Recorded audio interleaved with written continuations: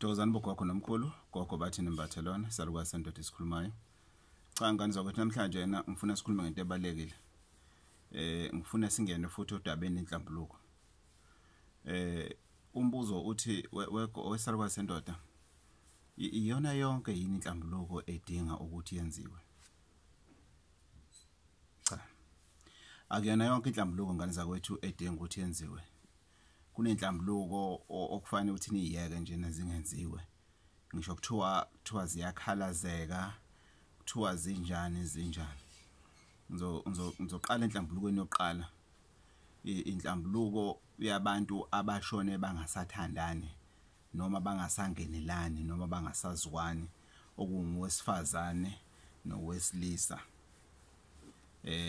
Ake singayibeki izathu noma uma siyibeka sibeke izathu sisodwa sithi mhlambe labantu bashone mhlambe umunye asephingile izinto ezifana lezo. Leyo nhlambuluko leyo nephinda kuyozokushonelanga ngani zakwethu.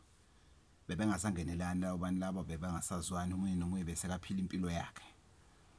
Inhlambuluko engenziwa lapho leso simo leso ukuthi lo wesifazane uma wagcina sehambile ekhaya kuyocelwa kwabakubo ukuthi bangakwazi yini ukumhlawulela ukuthi ebuyiswe ekhaya ngesimo senkomo nabo bazomamukela la ekhaya ngesimo sani ngesimo sembuzi kuphela. Ake sithi mhlambe futhi ngendlela abaxabana ngayo lo wesifazane wayesephumile wazakhela umuzi noma wahlala neshende la wayehlala khona nelo wakhe ehlala naye. So kubalekile ngani zakwethu ukuthi fanele sazi ukuthi enhlambulweni enjalo ngisho kuthiwa izingane ziyathanda ukuthi zihlanganise abazali, lokho angeke kwenzeke. Akuyona inhlambuluko eyenziwayo lezo. Kuthiwa ubuyiswa ekhaya ngoba ngokwesintu umfazi akalahlwa, ubuyiswa ekhaya igcine lapho. Siphinde futhi senze inhlambuluko ngengizwe abantu bathi ugogo nomkhulu bahambe emhlabeni bangasazwani, ugogo sahlala kwenye indawo bese nithi nakho indlu yangenhla bese nithi indlu kagogo nomkhulu. No, ayisebenzi kanjalo ngani zakwethu. Umzekelo la ekhaya umkhulu nogogo okungumkhulu umnikazi womuzi bashona bangasahlali nandawonye nje. So lana umuzi ngithe mangivusa umuzi ngathi ngivusa umuzi waseMambatheni ngane ngomkhulu. So umkhulu ke unendlu yakhe kuthiwa yini indlu kaMkhulu. Usefikile kugogo ngesibonakaliso kumina wathi uyagodola uhlezi ebumnyameni, uhlezi emahlathini akazazi ukuphi. So fanele ngenze njani? Fanele ngihambe niyokhulumisana nabasemantshaleni noma mina ngiyenze inhlambuluko yasemantshaleni neyala kwaShandu. Ningizwa kahle, ngenza inhlambuluko yasemantshaleni nenhlambuluko kaShandu, hayi inhlambuluko kagogo nomkhulu.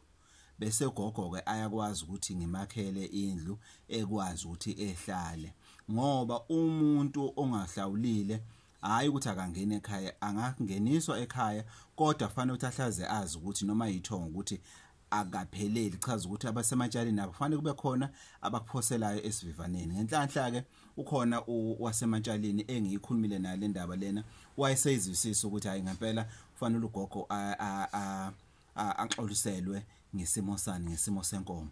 Kodwa isimo senkomo phela ngeke usahamba phela ufuna abantu bakhipha u10,000 in.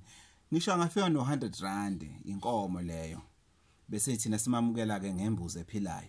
Noma kwesinye isikhathi abanye abantu bayakwazi ukwenza ubuntu akhiphe imali eyivalue yembuzi so that thina sizokwazi ukuthenga ngayo lo mali imbuzi sikwazi ukuthi sibamukele.